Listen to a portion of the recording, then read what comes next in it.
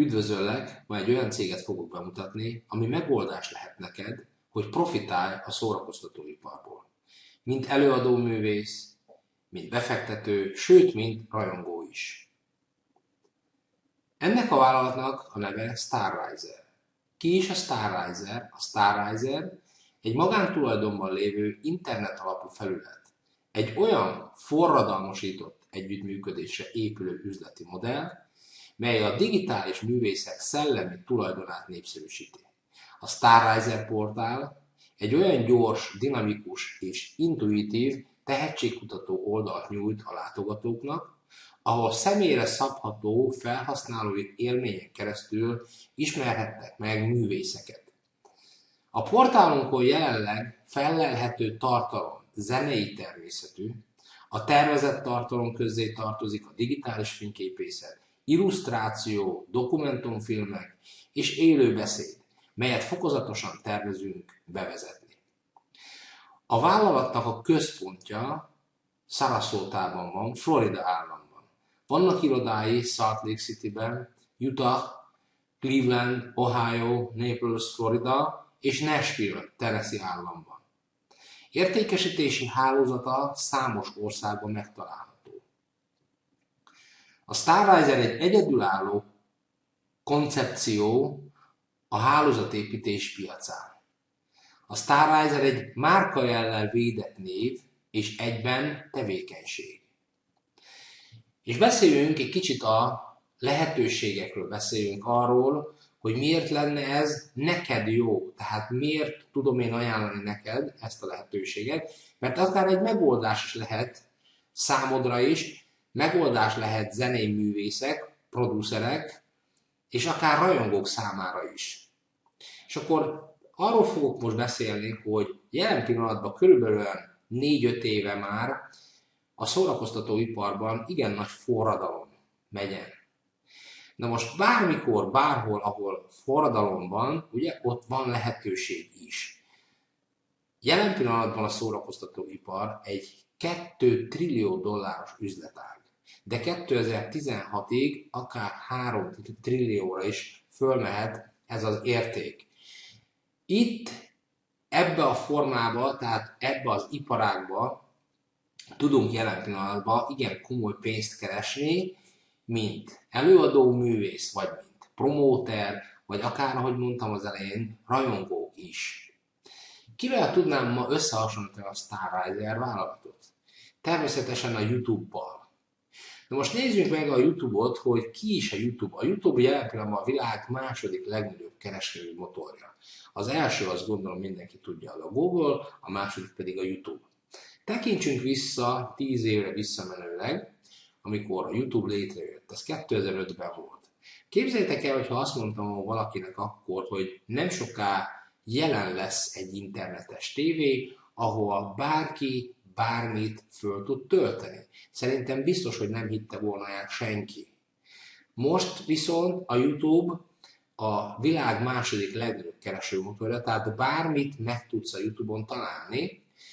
Ha YouTube előállna egy üzleti modellel, csak ugyanazt tudnám elképzelni, mint amit jelen pillanatban a Starriser hozott létre. Tehát valójában a Starriser ma nem más, mint egy kezdetleges YouTube, egy kompenzációs tervvel. Tehát ahol komoly pénzt tud keresni az előadóművész is, és a promóter is.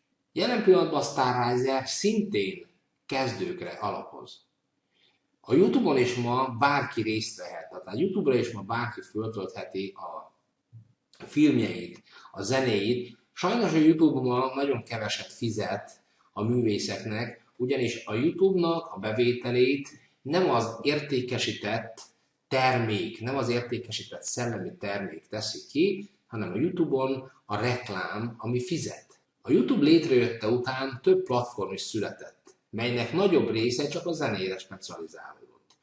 Ha megnézzük ezen a táblázaton, hogy 2014-ben tulajdonképpen ugyanakkor alakult a Pandora is, viszont 2010-ben alakult a CD Baby, 2013-ban a TuneCore, 2008-ban Spotify, tehát ezek a platformok jelen pillanatban mind milliós, 10 milliós, 100 milliós felhasználói réteget tartalmaz. Na most miért különbözik a Starriser a többitől? Ezt mindjárt el fogom nektek mondani, de hogyha megnézzük, a jelenlévő platformoknak mindnek vannak valamilyen hiányosságai. Én most ezt a platformot itt nem fogom ezt a táblázatot teljesen kivesézni, de ha megnézzük azt, hogy például az albumok feltöltéséért jelen pillanatban tényleg azt mondom, hogy a Starriser és a YouTube ad ingyenes lehetőséget, viszont a többi más mindegy, sőt, hogyha egy albumot fel akarsz tölteni, akkor azért is fizetni kell.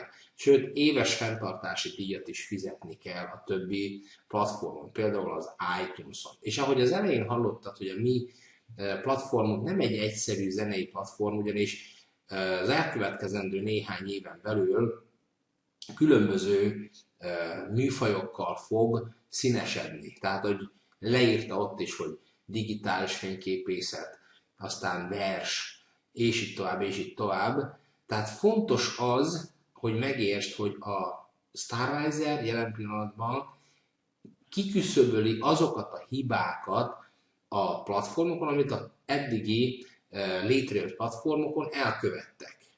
Tehát jelen pillanatban a Starriser az, aki a legtöbbet fizet vissza. Tehát, hogyha most leülünk egy előadó művésszel beszélni, és megmutatunk neki néhány platformot, és megkérdezzük tőle, hogy mégre vagy hajlandó feltölteni a számaidat, természetesen a Starriser-t fogja mindenki választani, mert a legtöbbet kifizető rendszerről van szó.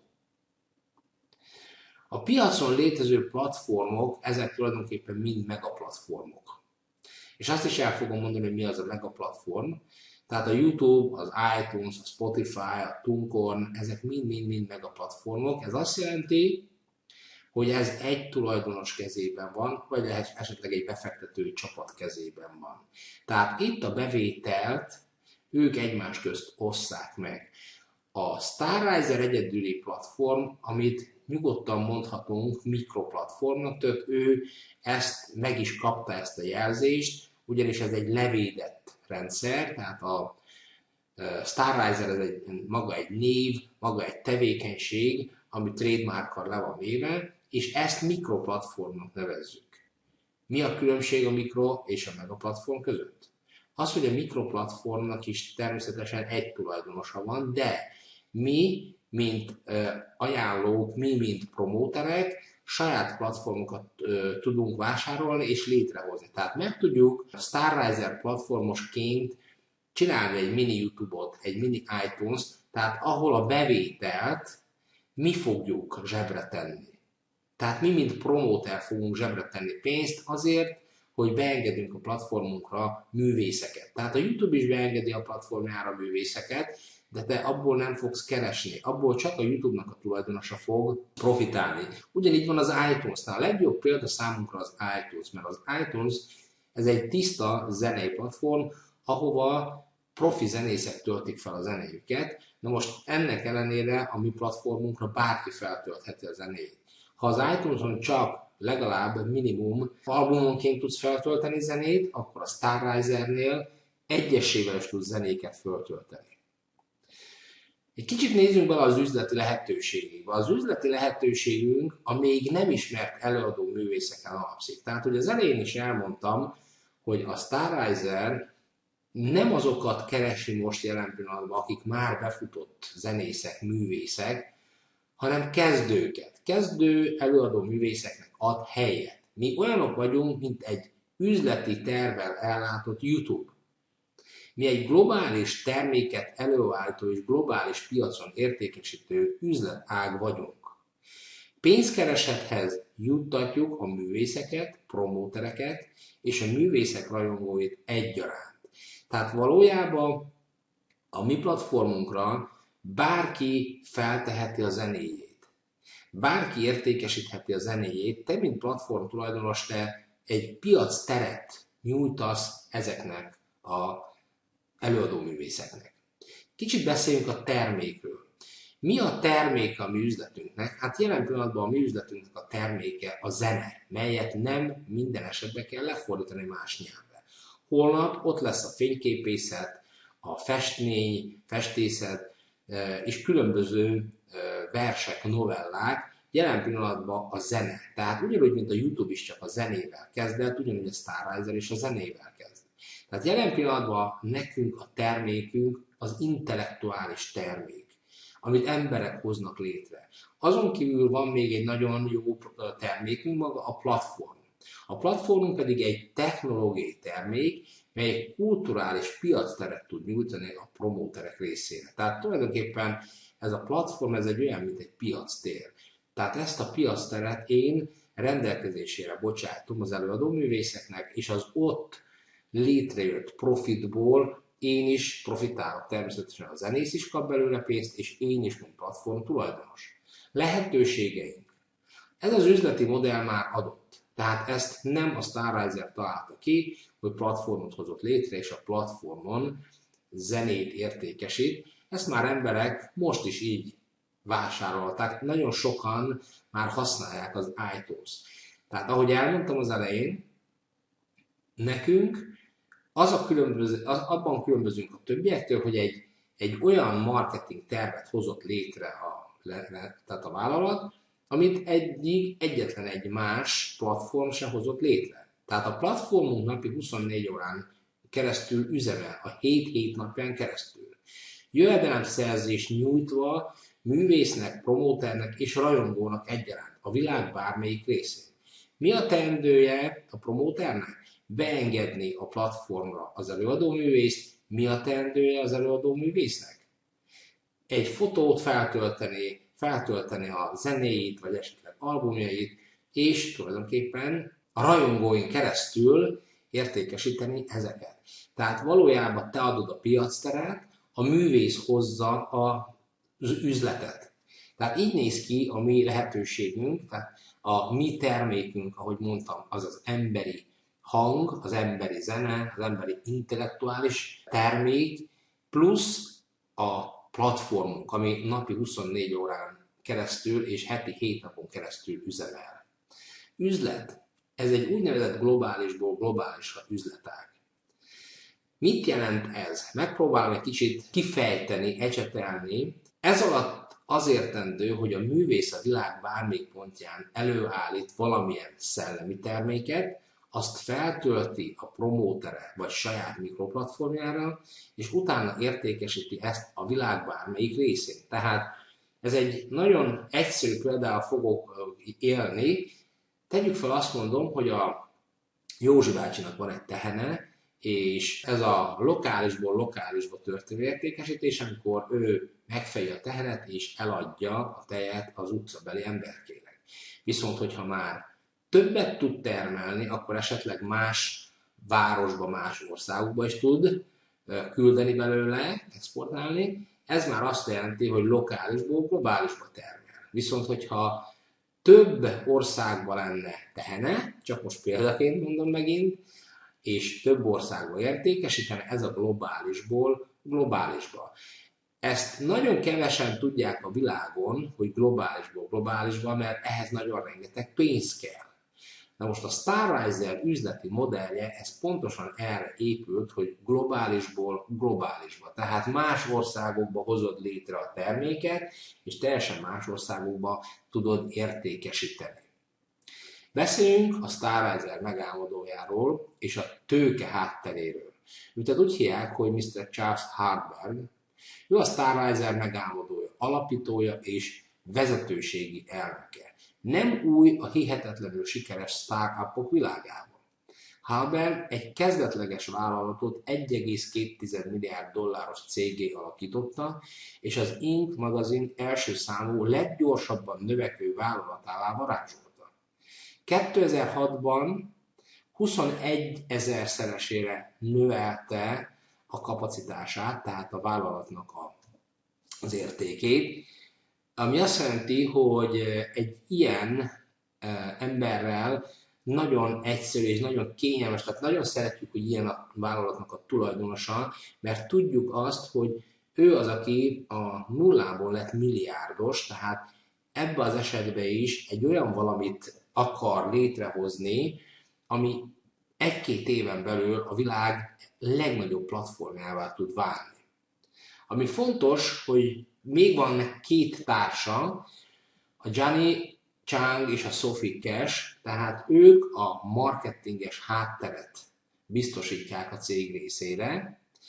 Amit el kell, hogy mondjak a Sophie-ról, mert a Johnny az egy 20 plusz éve már marketinges vezetőként tevékenykedett, a felesége Sophie Cash pedig nagyon érdekes sztoria van. Sophie a Starrizer alapítója és elnöke. Számára nagyon megrázó élmény volt látni, hogy elnyomásban élő gyerekek milyen körülmények között kénytelenek énekelni a létfenntartásuk érdekében. Ez indított el mindent.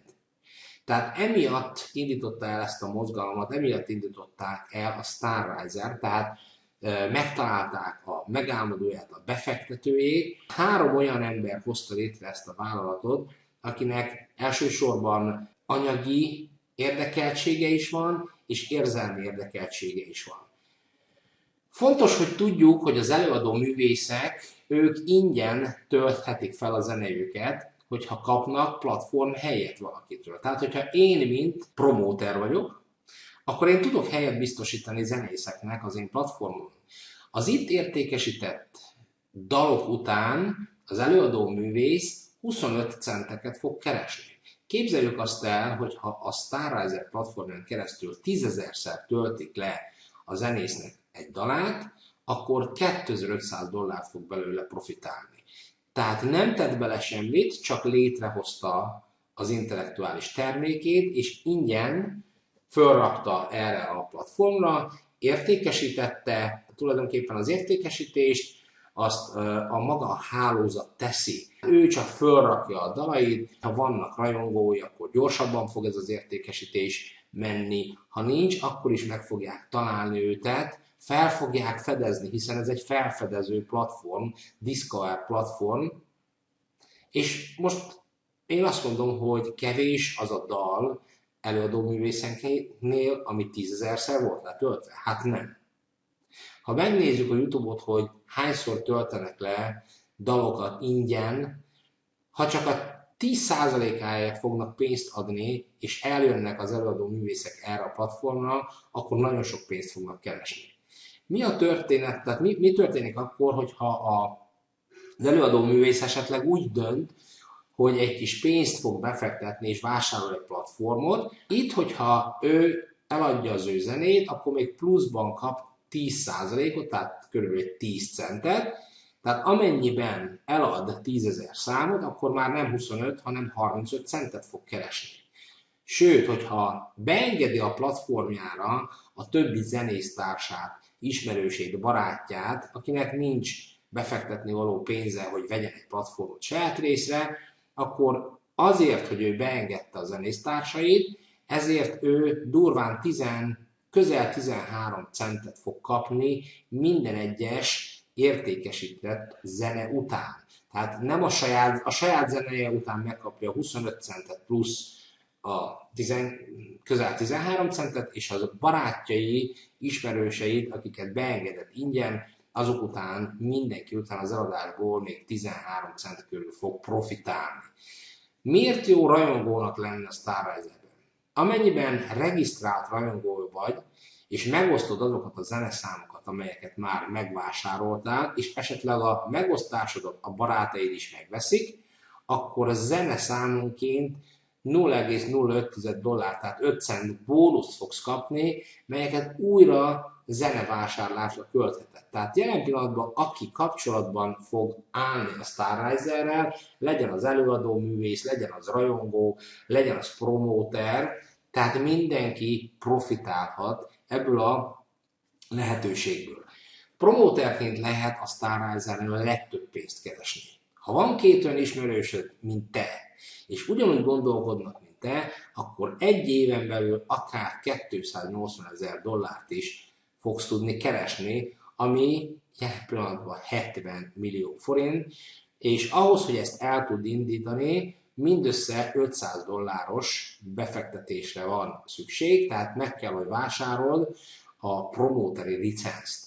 Aki közelebbről fog érdekelni ezek a számok, akkor fogok tudni adni megfelelő tájékoztatót mindenkinek, aki meg fog engemet személyesen keresni, vagy azt meg fogja keresni azt az illetőt, aki tájékoztatást adott egyáltalán a Starrizer. Promóterként 11 féle jutalékban tudsz részesülni, heti kifizetésben részesülsz a platformok értékesítése után, hiszen van lehetőség a platformokat tovább ajánlani.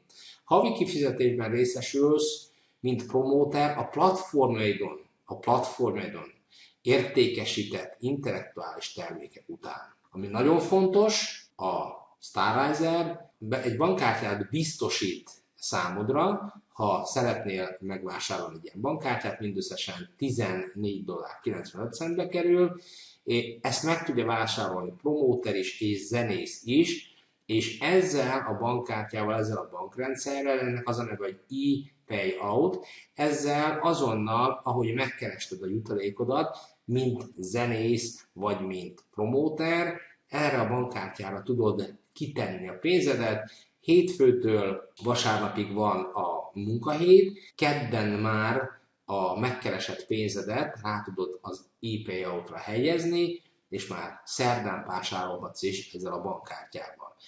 Azon kívül a Starrizer, mivel a szórakoztatóiparban van, és tudja mindenki, hogy ma a szórakoztatóipar egy óriási, egy $2 trilliárd iparág, ezért a vállalat vezetősége tudja azt, hogy itt hatalmas forgalmat fogunk lebonyolítani intellektuális termékek értékesítésében, és nagyon hamar el fogjuk tudni érni az $1 millió forgalmat. Amennyiben el fogjuk érni az $1 millió forgalmat, a vállalat egy gyönyörű szép Mercedes-szel fog megajándékozni. Azon kívül, amennyiben eléred az 5 milliós forgalmat, akkor még szebb luxusautókat, sőt luxus lakóbuszt is tudsz a vállalattól, mint ajándék, tehát mint luxus ajándék kapni. Aztán amennyiben 10 millió forgalmat megütsz, akkor már egy gyönyörű luxus házat is tud a vállalat neked biztosítani, és amennyiben a $33 millió forgalmat el fogod érni, akkor luxusjacht és jet repülőgépet is nyújt számodra a vállalat. Ahogy mondtam is, a vállalatnak nagyon gazdag a tulajdonosi köre, és tudja azt, hogy ilyen vállalattal, ilyen lehetőséggel te is oda tudsz jutni, te is lehetőséget kapsz arra, hogy ilyen luxus ajándékokba részesedjél. Nagyon gyorsan terjeszkedik a Starrizer zenei platform, jelen pillanatban már az Egyesült Államokban, az Egyesült Királyságban, Németországban, Magyarországon, Ukrajnában, Cseh köztársaságban, Oroszországban, Dél-Koreában, Tájföldön, Norvégiában, Moldovában, Vietnámban és már Kanadában is vannak promóterek. Természetesen ezek a promóterek hozzák magukhoz az előadó művészeket. És megköszönném a mai előadást, hogy végighallgattad, és ha valamilyen formában érdekel az ajánlat, tehát hogyha előadó művészként szeretnél pénzt keresni, vagy promóterként szeretnél még több pénzt keresni, akkor keresd meg azt a személyt, aki a figyelmedbe ajánlotta a Starrizer-t. Köszönöm szépen, és szép napot kívánok mindenkinek!